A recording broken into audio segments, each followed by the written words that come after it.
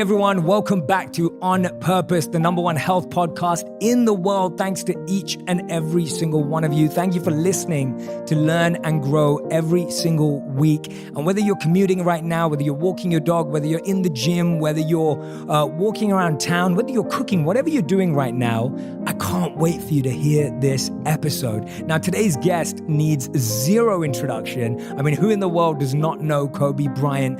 But for the 0.2 people out there that don't know, I wanted to remind you, and for those of us to just recognize how honored I feel right now and how grateful I feel right now to be sitting here with this legend and icon. He's a 5-time NBA champion. He's a 2-time Olympic gold medalist and an 18-time NBA All-Star. And in his new role as writer, producer, and storyteller, Kobe created Granity Studios, which is aimed at helping athletes maximize their potential. And he's winning awards in Hollywood already as well. He's won an Academy Award in 2018 and an Annie Award in 2017. And today is the launch of the new novel, Legacy and the Queen, and also the new podcast, The Punies. So I can't wait to talk to him today. Kobe, thank you for doing this. My pleasure, man. Thank you for having me. Yeah, it's so grateful to be in your studios here as well. Happy to be here. And the first question I want to ask you, because so much of your content right now that you're creating here at Granity is aimed at helping young people, aimed at helping children. And as a father of 4 girls, I wanted to ask you, what's the biggest thing you've learned about yourself by being a father? It's amazing. Like when you become a parent, things become much more, life becomes, it lines things up for you a little differently, right? Like before you have kids, me and my wife, we can travel anytime, there's work and, you become you have a very clear focus. When you have children, it becomes about them. It's not about you guys anymore, right? And so that shift, it's a big one. It's one of kind of a selfishness together, and then to being absolutely selfless and doing anything you can for your kids. And so what I'm trying to do is create content to teach them first and foremost. That's why I started this whole thing, is just reading stories to them that I felt like didn't exist. Our kids are athletes. And they love reading about princesses and all these fairy tales. And, they get a little sick and tired about the man saving the princess every time. And, the same old stuff, magical wands and all that. My kids are athletes, man. They want to learn about soccer balls and basketballs and volleyballs and, magic that comes from that. Yeah, and I love that you're encouraging young people to think more imaginatively about sports. Yeah. And I think that's where you go a step deeper. For me, observing you and learning about you and hearing you speak in other interviews and everything, what I'm fascinated by is that you've dealt with things in life pretty head on, right? You've always gone at it. What took you a while? What was something in your life that you were shy about originally, or that took you a while to go head on with, but then finally you got there and you figured it out? Writing Dear Basketball. That was a hard jump, because I'd written before. I started writing probably about 17 years ago. So practicing every day. A lot of things that I wrote were ads. And so when you write an ad, nobody looks up at who wrote the ad, right? You can there's a certain anonymity that comes along with that, right? But writing Dear Basketball was different. It's putting it out there for the world to see. It's trying to create a short film. And I didn't know if I could do it, man. And, it was my daughter who kind of put things in perspective for me, Gianna. She's now 13. And she was like, well, you always tell us to go for it. So... She put you on the spot. Yeah, she put me on the spot. She was like, you going to talk about it? You going to be about it, basically. And, and that gave me the final push. I love that. When you started writing 17 years ago, did you envision that one day you would move into this storytelling space, or was it just something you enjoyed at the time? No, man. It's just something I enjoyed, and I enjoyed writing ads. It was something funny about trying to distill a message down into 30 seconds or a minute, depending on the budget. You know what I mean? Trying to say something important, trying to speak to the, brand attributes, but also speak to something that's greater and that has a stronger message, stronger philosophical message. And how do you connect those dots? So putting that puzzle together was something that was really intriguing. Yeah. But I never thought I'd be writing novels or movies and that sort of stuff. Never, man. I love that, man. I love it how everything evolves naturally. And actually hearing you say that, it reminds me. So my vision when I was sharing earlier became very clearly making wisdom go viral. And I was like, how do I take these teachings that are like so sacred, they're hidden away in these books. And how do I make them really relevant and accessible and practical to the whole world? Because I know that anyone can access them. They're universal, right? These teachings can apply to anyone, but sometimes they're just hidden away. And a young person doesn't know how to find them. So that inspires me hearing them. That's beautiful too, because especially in today's world, there's so much clutter. You know, it becomes harder for kids to try to weave through a lot of the crap that's out there to find stuff that's actually beneficial to them. Yeah, I think you reminded me, I think E.O. Wilson said, we're drowning in information, starving for wisdom. Yes, right? Sure. Especially, and that's why I think your work is cutting through, because I think what you've managed to do with your new work is that you're finding ways to connect with what people care about, but you're taking it a step deeper. Yeah. Right? Yeah. You're not just settling for like, let's talk about sports. It's not just about sports. It's about life, right? It's about the metaphor that sports has for life. I mean, you know, sports is the greatest metaphor we have in terms of dealing with life. Because, you know, even if you listen to music will give you guidance, right? That you can then meditate on and think about how you would apply it. In sports, you have to apply it in the here and now. I mean, you're faced with challenges moment to moment. You're faced with pressures and anxiety and communication or the lack thereof and all this other stuff. Like, it's in the moment. So you have to live it. And when you practice those things, you become better at it. But I just feel like in this day and age, our children have become less imaginative about how to problem solve. And parents and coaches have become more directive in trying to mandate or give orders or teach kids how to think and teach kids how to behave and tell them how to behave versus teaching them how to behave. And so that's why I'm creating these stories and creating this content. We all know that children are the future, and finding a gift that a child will enjoy and be entertained by, but will also help them learn, expand their minds, and become more creative is extremely, extremely difficult. And that's why I'm excited to introduce you to KiwiCo. KiwiCo crates are a fantastic way to get your kids' brains working on STEAM projects, science, technology, engineering, arts, and math, and helping them expand their mind to think about new possible ways, new opportunities to connect. KiwiCo projects inspire children to see themselves as scientists, as artists, as engineers, and that's a healthy image for them to start developing at a young age. They offer a monthly subscription which has delivered millions of hands-on projects. And the amazing thing is they're really encouraging children to think like innovators, to become problem solvers and critical thinkers. These are all great skills, making sure and ensuring that they're going to think about the future in this way and start benefiting our world in amazing ways. I actually ended up seeing one of my cousins and nephews playing with this, and his whole family got involved, and it was such a great bonding experience. This is the best subscription box for kids and is a gift that keeps on giving. It's encouraging children to think creatively, openly, and imaginatively, and it's such a great time to get started. So there's no commitment, you can cancel anytime, and options start as low as $19.95 a month. So this is special for my listeners. Go to kiwico.com/J to get your first month absolutely free. Every day counts in helping your children see new opportunities. So head over to kiwico.com/J to get your first month free. My wife absolutely loves cycling. It's one of her many joys in life, and she loves the energy and adrenaline she gets from going to a cycling class, but she can't always get to one. It's not always in line with her schedule and all the rest of the things that she's doing in the day, and that's why having a Peloton makes all the difference, because she can do a cycling class when she wants and how she wants in her own time and at her pace. See, the thing with Peloton is that there's no rush, there's no busy work schedules, there's no excuses, there's no reason why you can't just jump on in your living room, because there's access to so much music, so many workouts, so many instructors. And whenever I see my wife using her downtime to be able to do that, it allows me to feel that I need to put in some work too. You can see real-time metrics for your ride and track your performance along the way. And the amazing thing is, you can actually ride side by side with an instructor. The motivation is real-time, the energy is incredible, and you feel the same buzz as if you were inside a class. The Peloton bike has a 22-inch HD touchscreen which keeps you engaged the full time. And the amazing thing is, the bike makes barely any noise. It's practically silent. There's so many reasons why Men's Health calls the Peloton bike the best cardio machine on the planet, and you can find out for yourself. Peloton is offering my listeners a limited time offer. Go to onepeloton.ca and type in the code ONPURPOSE to get $125 off accessories with the purchase of a bike. All you have to do is go to onepeloton.ca and use the code ONPURPOSE. I find it fascinating that 1 in 4 men suffer from ED and 25% of new cases are men under 40. And now there's a scientific solution to help them, not just bro science, and this is what it's about. Hims is a wellness brand for men. For Hims.com is a one-stop shop for hair loss, skincare, and wellness for men.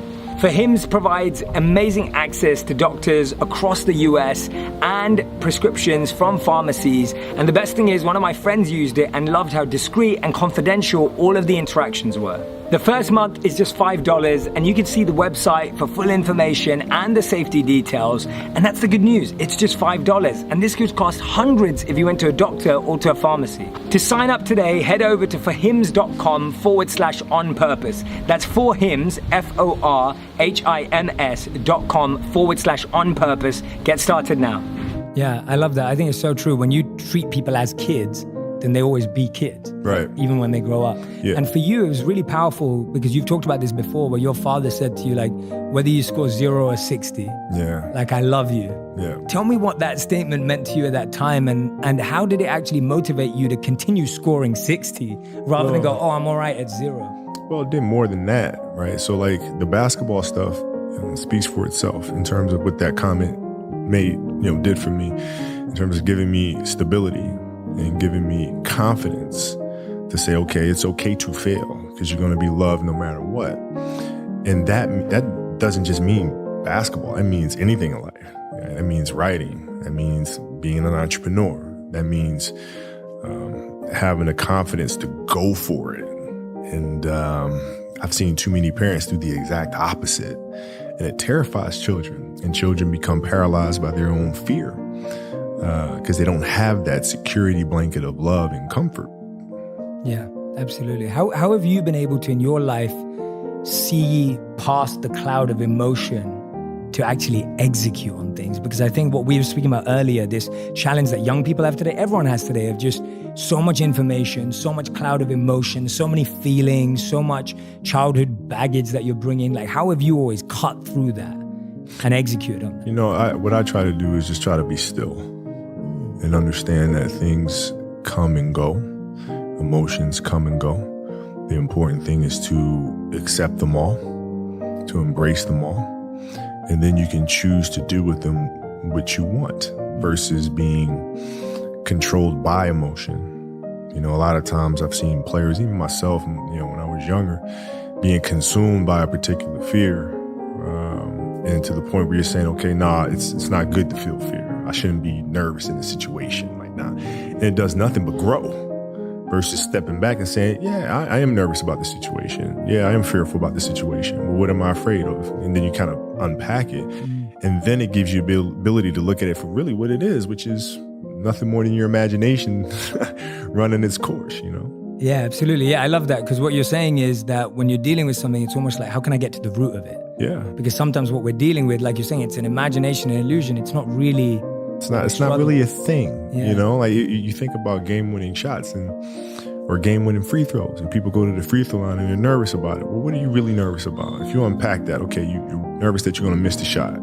All right, so you miss the shot, then what happens? People are going to be embarrassed. You're going to be embarrassed because thousands of people, millions of people see you miss the shot. All right, and then what? People are going to talk bad about you. Okay. Right. And so you're looking at it and you go, are those things even important? You know what I mean? If that is my fear, like what is, you're worried about letting your teammates down? Okay. Have you let them down before? Oh, I'm sure. In practice and things of that nature, right? They're still there. Yeah. And so when you're able to unpack it, you kind of look at it for what it is, which is really nothing.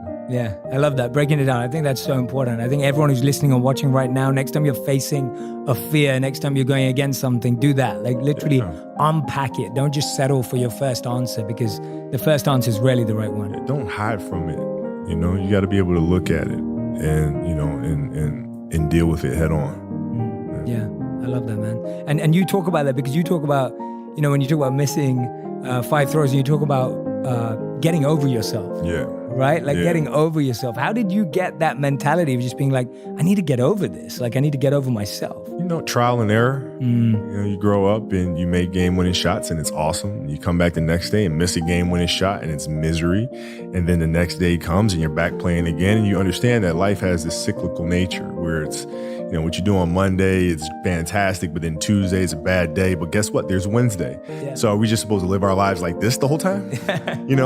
Versus just staying like this and understanding that it's really just a journey of evolution every day. It's just constant improvement, constant curiosity, constantly getting better.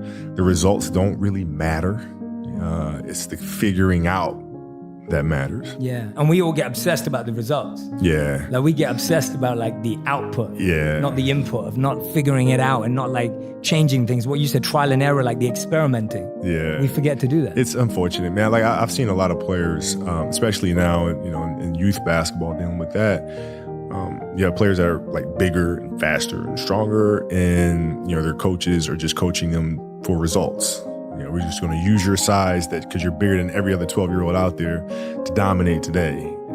But they're not growing, right? So they're just based on that result, but they're not focused on growing this young child into becoming a better athlete. And through that, teaching them how to become a more well-rounded person. And we're missing that. Yeah. See what you've said there, I want to ask you this, and I'm not saying because you know yourself best and you know how you've got there. So I'm asking it from a place of humility, of learning. When I look at you, I'm like, your superpower isn't just your work ethic. Your superpower isn't just like figuring things out. Your superpower is like you think strategically. Like that's a very strategic thought of saying this person could be this in the future if they were developed as a whole individual, rather than just like, let's use them for the short term. Right. Like, where did you develop that from, that ability to see beyond, to think deeper, to reflect deeper? Where did that come from? Well, I had to do that because, I growing up in Italy, when I first moved over there, it was, I didn't speak Italian. I didn't have any friends. I had the game of basketball, and through sport and playing soccer, I was able to make friends and build connections. But it was a lot of time spent alone. And when I came back to the States, I wasn't the most athletic kid. I was really scrawny, like really, really skinny, and had like major knee issues because I was growing. So I was the dorky kid with high socks and big old knee pads. It's fashionable now. It wasn't then. And so I had to look long term because in the here and now, I couldn't compete with these kids. I mean, there was kids that were like 12 years old with beards. Like I can't. What am I supposed to do with that? Like they're doing windmills and dunking backwards, and I'm happy to like tap the backboard, So I had to look at it from a long term because I wasn't going to give up on the game. Right. So I had to say, okay, this year I'm going to get better at that. Next year, this, and then so forth and so on. And then patiently, I was able to catch them.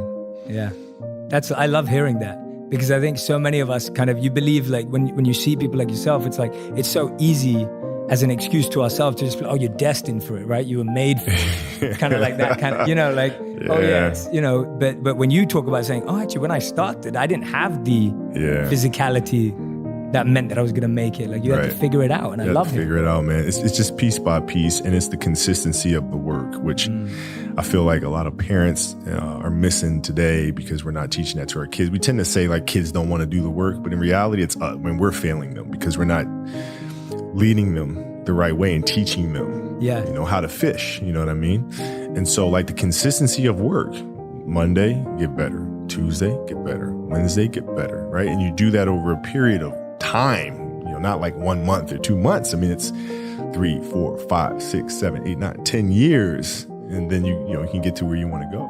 Yeah. I think it was Bill Gates who was talking about that. He talks about how like we overestimate what we can do in 1 year and underestimate what we can do in 10 years. No doubt. Right? Like it's like that, No doubt. Like I think everyone thinks about it, like, what can I do right now? Like, how can I make it happen? But like with you, I think people always ask you also like, how do you deal with losing or failure? What I'm intrigued by is how someone like you deals with winning. Because you've won again and again. And like I was saying earlier, you won, obviously we know you won in basketball big as an athlete, but you're winning now, even in the work you're doing here as a storyteller, as a producer, right? Yeah. It's amazing to see so many incredible awards coming through.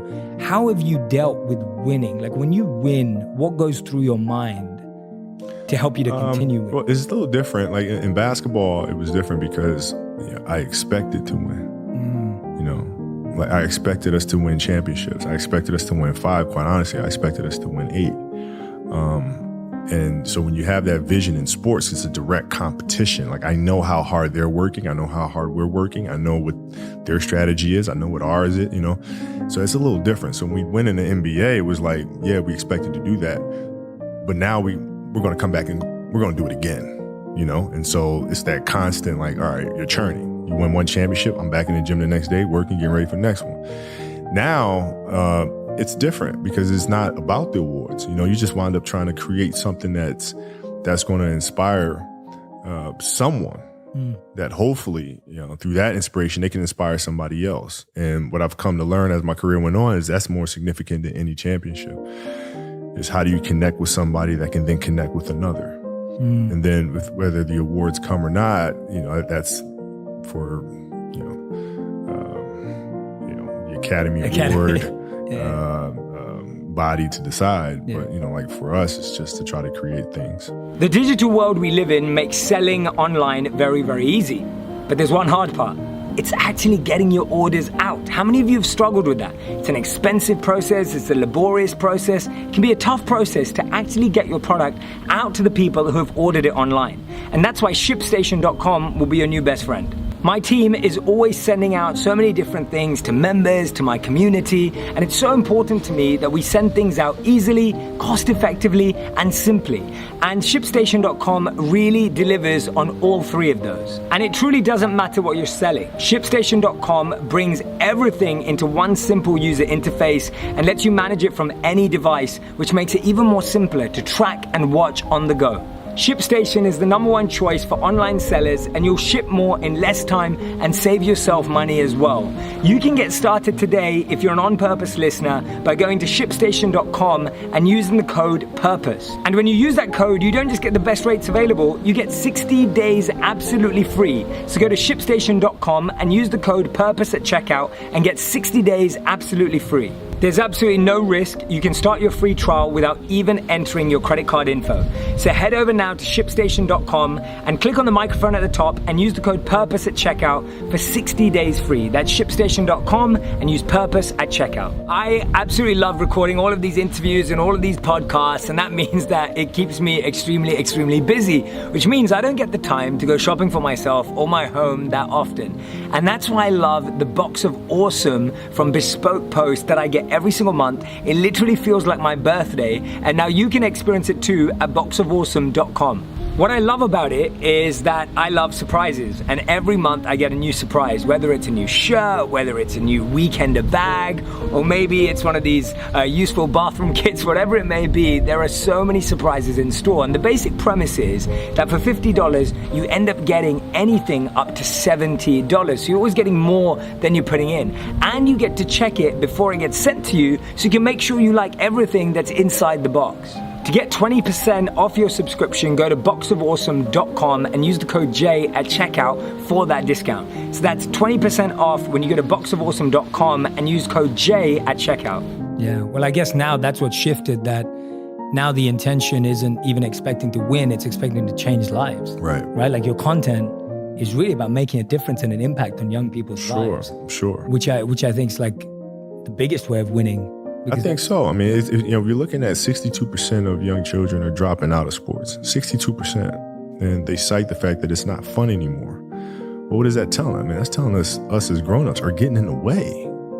Get out the way. Let these kids be imaginative, which, like in our stories, it's important that, there's a fantasy nature to it, right? But it's rooted in reality, right? When we have fire-breathing winged horses and things of that nature, those are actual drills that are taking place. We don't have fire-breathing winged horses actually performing that, but we do have ball machines that are spitting balls at tennis players, right?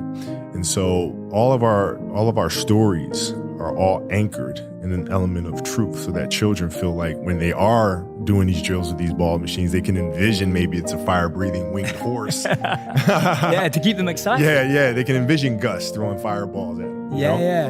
And even the plays, like when in the Wizenard series, when the basket is opening up and shrinking, these are things that we experience as athletes. Like some days I feel like I can't make a shot, man, and the basket feels like the size of a keyhole. Yeah.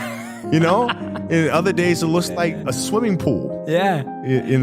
That's magic. And so we root our magic in reality so that when kids experience these things, particularly the failure side of it, they can connect it to one of our stories and say, okay, I've seen this before. I know how to deal with this. Yeah, that's beautiful, man. I love that analogy of like feeling the basket bigger or smaller, and like being able to vision that. I can vision it right now. And like, yeah, you're so right. Like some days it looks huge, and I love that. That's such a great way of thinking about it. And I guess so much of this is from your real life vision. Oh yeah. This is like some days. I've experienced it. Yeah. But I love that because it's also giving them the permission to say like, be imaginative about this, right? Yes. And that obviously gives so much. I think when we imagine, it changes the reality of, I'm just sitting out here taking shots. Yes. Right? Which can get boring and tiring. It becomes mechanical. Mechanical, that's the right word. Mechanical. Yeah. Like our job is to try to inspire the creativity inside of our children so that they can think through how to problem solve situations. So like, when I coach my daughter's team, it's not about giving them answers. It's about asking them questions and getting them to process things. Right? When the game is being played, I'm not sitting there giving them answers or barking out things on the sideline. I sit down and I'm quiet. My assistant coach sits there and she's quiet. And the kids figure things out for themselves, or they don't. And then they come back and there's always questions. And then you kind of ask them more questions and you help them figure it out. But then you see their level of excitement to practice every day increase because it's a process that they are owning, right? They're not coming to get orders barked at them every day. They're coming for kind of their personal quest to get better. Yeah. And how do your daughters feel about you coaching? I guess that style makes them feel comfortable, but how have you been able to manage that with the pressure of you being there? No, it's no pressure because, it's their process to own. Like I have knowledge, information that I've gained, through playing. So like the little details of things I can teach at a high level. But ultimately it's them. Yeah, you seem very still and detached about it. Yeah. Like, I mean, it's the kids love playing basketball, and so that's the anchor of it all. They come and they play and they learn and they have fun and and they compete and they challenge themselves and one another and they just get better every day. Yeah. How have you seen that with Legacy and the Queen? You chose tennis. Yeah. Like what was the choice of sports about? I'm intrigued by that. Yeah. Why tennis? Yeah. So like the first novel we did was the Wizard series. It was important for that to be basketball because I wanted the first story to be one of empathy and compassion. And in team sports, if you don't have that, you can't win. Right. And so it was important to tell the tale of a basketball team dealing with their own personal fears and have those fears and insecurities lead to empathy and compassion for others. Right. And with the second story, I wanted to look more internal, individually, and look at how do you deal with the inner challenges, the kind of the self-negotiation that takes place inside of our own heads.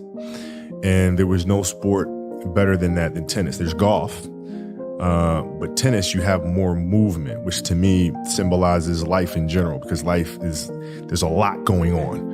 Right? There's the elements in tennis that you have to deal with as you deal with in golf, maybe not to the same extent, but they're still there. And then there's the confrontation with the person across the net from you. Yes. Right? As well as the strengths and weaknesses in your own movements and how you feel in your own body. And because of that, it was important for this story to be a tennis story.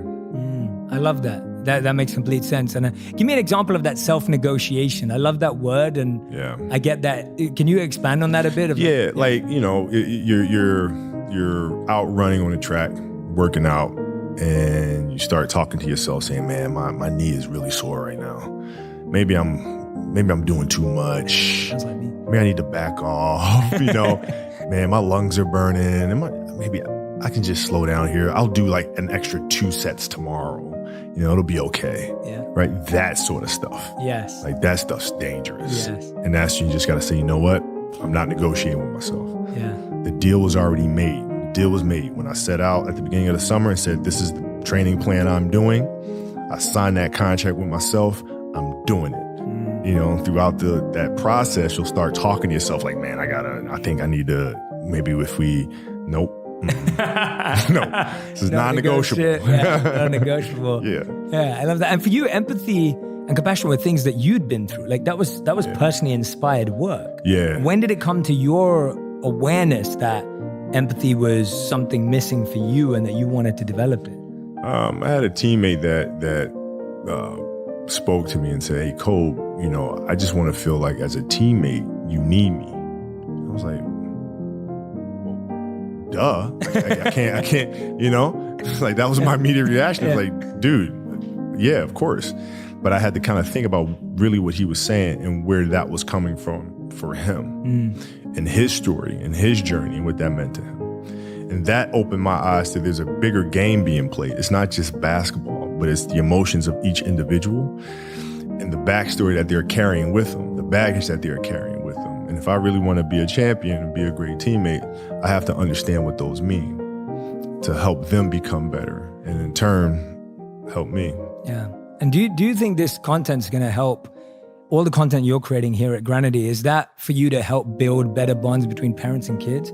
Like, are you hoping that the podcast, for example, like kids are going to listen to it on the way to school or on the way back? Or like, how are you imagining people consuming the work? Yeah, I mean, I imagine it in different ways, but like ultimately people always figure out a way to do it that's comfortable for them. But like, which is why in everything that we do, we try to create the highest quality of product, right? Like, people will sit down and tell me, they'll say, okay, well, audiobooks, very small percentage of people listen to audiobooks. We don't really have to invest too much in doing audiobooks. And what? Excuse me? No, because what if that one person just listens to audiobooks? That one family enjoys audiobooks. They have to get the best experience that I could possibly give them. So that means using a London orchestra. That means doing full symphonies. That means having Felicia Rashad read the stories. Like, it means everything. The books themselves.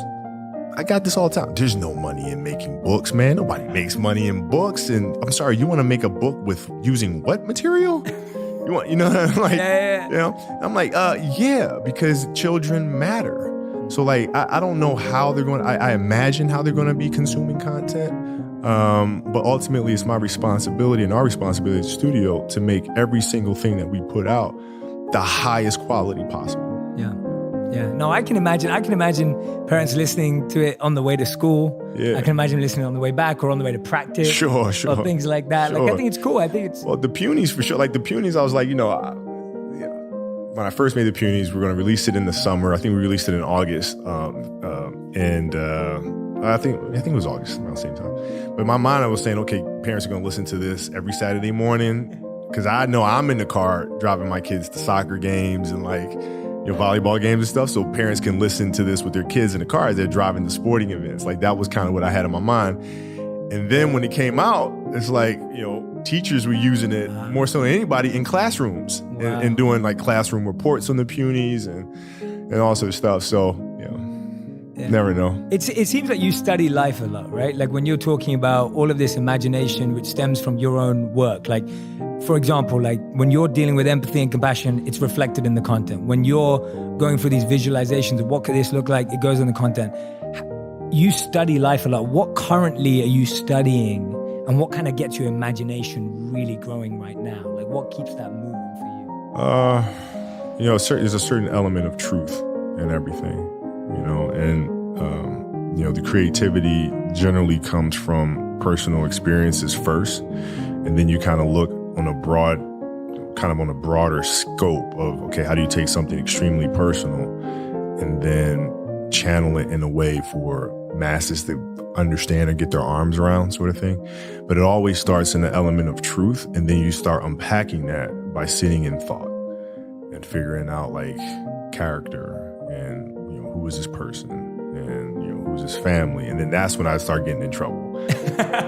Because it's like the questions don't end. Yeah. So I have like books and books and books and books and books and books and books and books and books of backstory, because it's not good enough just to say the character's this way. Yeah. Why are they that way? Yes. Well, the parents. Well, where do the parents come from? Where's the dad come from? Why are they raising a kid this way? And then, what does it have to do with the economy that's around them? And then, just one thing leads to the next, and then you're just writing all kinds of stuff. It's crazy. Yeah, that's awesome, because I think so many of us get, in our lives, we get stuck with imagination because you kind of get into that autopilot mode. Yeah. Doing the same thing every day, same routine, same drive to work. Yeah. And it's like, I feel that what you're sharing is, that's easy for anyone to do. It's not like, because you're Kobe Bryant, you don't feel that. Everyone gets into that. Sure. You're able to find these creative outlets. Yeah, well, like creativity is in everything, like even in consistent, like what I found is creativity a lot of time comes from structure. I agree. I'm so glad you said that. Like you have those parameters and the structure, then within that you can be creative. But like if you don't have the structure, you're just aimlessly doing stuff. You're just where are you going? So like having a clear structure of understanding, okay, this morning I'm gonna, like when I was writing a Wizard Art series and outlining legacy, I come in the morning, 7 a.m., and I'm there. I'm writing backstory from 7 to 12, then I go pick up my kids, and then I come right back and I'm writing again. So like within that structure, my mind when I go to sleep is already like planning of what the next day is going to be, because I know, what it is I have to do. It's that consistency and structure. Yeah, I couldn't agree with you more. I'm writing my first book right now. Oh, wow. And a lot of people have been asking me like, Jay, and I'm like that. I have a very scheduled focus on writing, and people be like, well, how do you find inspiration at that time? What if you're not inspired at that time? And I'm like, no, the structure helps spontaneity. Yeah. Right? It's that consistency that breeds creativity. Well, that's the thing too, is like, people think like you're just kind of mulling along, and all of a sudden, aha, like the show that we have on ESPN now called Detail, basketball, sports breakdown show. That came to me when I was walking around with my wife shopping.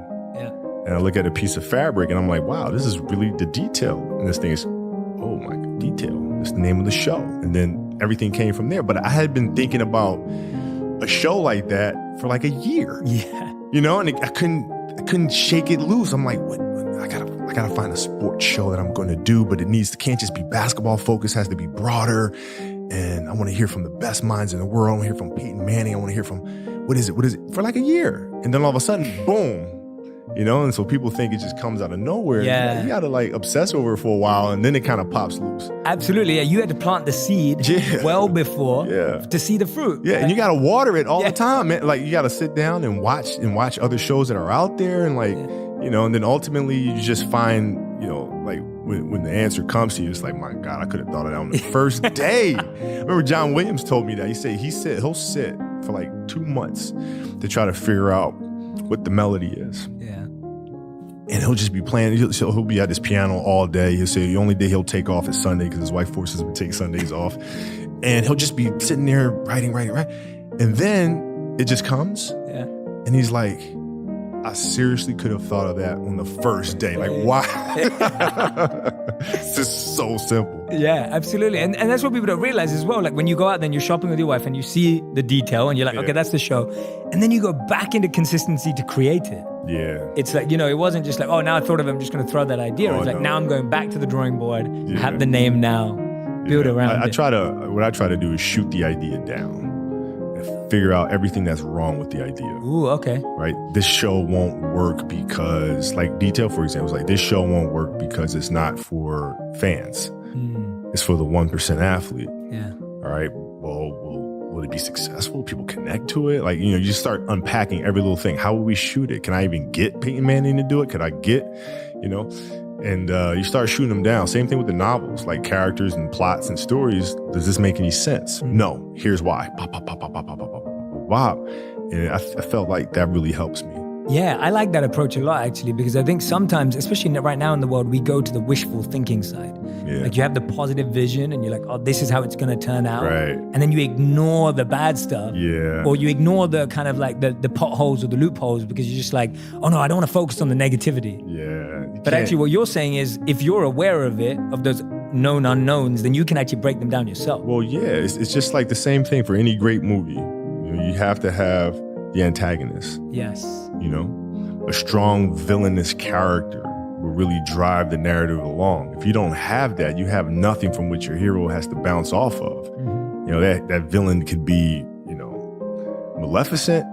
It could be something inside of you. It could be whatever, but you have to have that clear antagonist that's driving the narrative forward. And so in this sense, it's the same thing. You pick apart the negative, and from that, you can then move forward. Absolutely. What I'm loving here right now is that all I'm hearing is like Kobe the storyteller. Like I'm loving it. Like what I feel is like what I'm hearing about is your obsession and obsessiveness with stories. Yeah. And it's not just like, I'm sharing this. It's like you've really studied stories. Like you've really broken them down and understood it. Tell me about where that obsession comes from in general, like how you find obsessiveness and how you've applied that to story. Yeah, obsessiveness just comes from something that you love. Like you really love it. You'll go through fire for it. You'll go through the ups and downs with it, and you'll just keep at it because you love it so much, And story for me started a long time ago. I had a great English teacher at Lower Merion High School named Jane Mastriano. And she explained to me the art of storytelling my sophomore year. And that's where I started falling in love with it and understanding story structure, how to develop compelling characters, and how stories are the driving force, whether they're inspirational or informational, that really change society. Yeah, absolutely. Yeah, we're defined by the stories we tell ourselves, whether personally or outside Absolutely. the world. Absolutely. And it seems like you just mentioning that, it just shows the role of teachers. And now when you find that teachers are using the work you're creating to teach, that must be amazing. Comes full circle. Yeah. And it's a pretty cool feeling, man. Like growing up, when I was in high school, man, I didn't read much at all. Yeah. Because basketball was my thing. Now, if you give me a basketball book or like a sports book or like a sports psych book, I'm devouring that. You know what I mean? Because it was a clear focus for me, which kind of gets me into this market a little bit too. Because like for our active children that love being outdoors and playing all the time, they're not reading. No. But they're missing out on so much by not reading. But they will read if there's something that they feel like speaks to them. So true. And so now I think we get more readers in the world because of it, hopefully. That's so true. No, I think so. I agree with you. Like for me, and this is why everyone's different, and I think there's such a need for what you're doing, because when I was growing up, I never enjoyed fiction. Mm-hmm. And so I thought I didn't like reading because all the books that the school suggested were fiction books. Right. And then when I was 14, my dad handed me an autobiography and a biography. And I devoured it. And then I started reading because I was like, I want to hear about real people who break and who develop and who learn and grow and have been through failure. And like, I want to hear about rags to riches. And I want to hear about real people who went through real pain. That's right. But I grew up believing that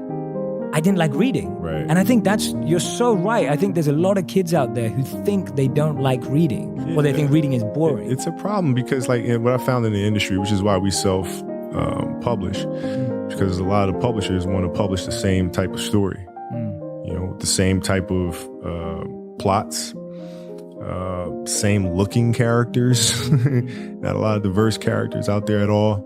And so we said, you know what, we're gonna have to do this on our own. This way we don't have anybody in our way telling us what the market wants to hear. I don't care about that. We write stories that come from the heart, and our characters are going to look like my daughters, because my daughters don't have characters out there that look like them. It's a great point. So they're going to look like my kids, and we're going to go from there. Yeah, I think what you've just raised there about diversity and representation is huge. It's huge, man. Huge. Because I don't see it, man. And books is just the first thing. Publishing is the first thing. Now, if we look at animation is even worse. It's even worse, in terms of developing characters, diverse characters. But even beyond that, the animators themselves, there's no diversity in that industry. Right. None. And I'm talking not just racial diversity, but gender diversity as well. Yeah. And so there are a lot of things that we need to take on, that we are taking on, and hope to make the world and the industry a better place because of it. Yeah, no, I fully agree with that. I'm a British Indian, right? Born and raised in London. Indian, never seen any character that look like me anywhere. Right, because they think, the mass market, it's not going to appeal to the mass market, so we're not going to do that. Yeah, exactly. Wait, what? What? Yeah, and everything's spreading so fast now, and everything's global now. Yeah. Right? Nearly all content is global now, and most global markets are growing everywhere. So the need for people, especially young people, being able to see themselves in characters. And it's not, and I think it's a deeper point that you're making, is you want to be able to see your story in someone. Right? Even just beyond like color and background. It's like your story, your experience of life. When we made Dear Basketball, we got a lot of pushback from people. Like, I took it to some very prominent studios at first, and they all said, no. Because you said basketball is too sports specific. Nobody's going to connect with this sort of thing. Because, there's a lot of people out there who don't watch basketball. And I'm like, well, that's not the point. It's not the point. And so it was really a case study. Even with our novels, everybody was like, sports novels, nobody's going to read that. It's too much of a niche market. I'm like, sports is bigger than that, man. And so we made Dear Basketball to really prove a point that you don't have to watch basketball at all to connect to the journey of a dream. Yes. And once we saw that connection, was kind of validated our point of view. I think that's a massive point of view. And for anyone who's listening or watching right now who thinks because Kobe Bryant wants to do something, it just happens, it just shows you have to do it yourself sometimes, because not everyone's going to believe in you. Certainly not. Certainly not. And what you'll see is, once you start doing it, and now people want to come and jump in, but I'm like, you kind of forced us to go about this ourselves. So I think we're just going to build it from the ground up ourselves. But thank you.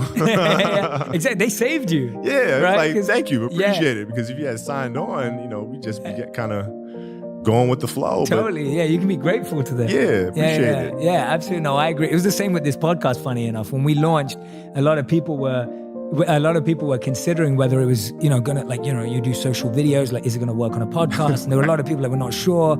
And then we launched some of the biggest podcasts in the world in the health category, which is my world. And it was just everyone's just oh, interesting. But I'm thank you. Yeah. Thank you so much for saying no. And you didn't think it was gonna work because now I figured it out myself. Yes. And what you said, it actually builds confidence and validation.